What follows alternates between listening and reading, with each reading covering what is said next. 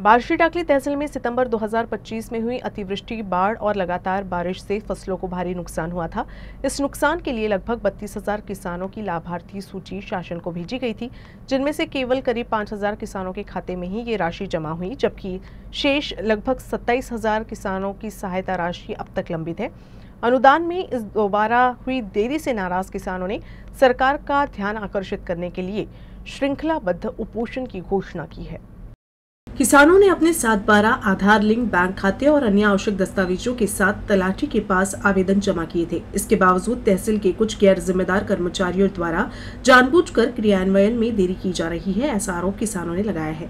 ये चर्चा भी जोरों पर है कि शासन के पास निधि उपलब्ध नहीं है, जिसके चलते किसानों में भारी आक्रोश फैल गया है। यदि 2 नवंबर तक ये राशि बाकी लाभार्थियों के खाते में जमा नहीं की गई तो 3 नवंबर से बार्शी टाकली तहसील कार्यालय के सामने सकल मराठा कुणबी समाज और किसान भाई श्रृंखलाबद्ध उपोषण शुरू करेंगे। ऐसी चेतावनी तहसील सेवक राजू पाटिल शिंदे ने दी है।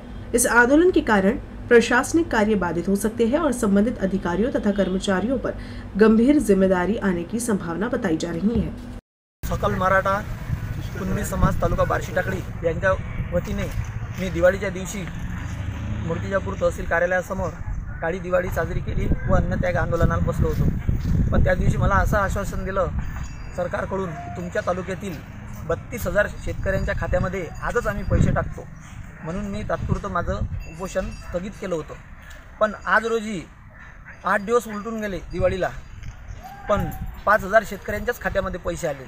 32,000 शेतकऱ्यापैकी 5,000 शेतकऱ्यांच्या खात्यामध्ये पैसे आल्यामुळे मी काल माननीय तहसीलदार साहेब यांची भेट घेतली व त्यांना एक निवेदन दिलं की हे राहिलेले 27,000 शेतकऱ्यांच्या खात्यामध्ये कधी पैसे येणार, तर ते म्हणाले की शासनाकडे पैसे नाही आहेत, तर आम्ही सांगू शकत नाही। तरी माझ्या तालुक्यातील 32,000 शेतकरी हे वंचित राहू नये म्हणून मी येत्या 3 तारखेला सोमवारी बार्शी टाकळी तहसील कार्यालयासमोर उपोषणाला बसणार आहे।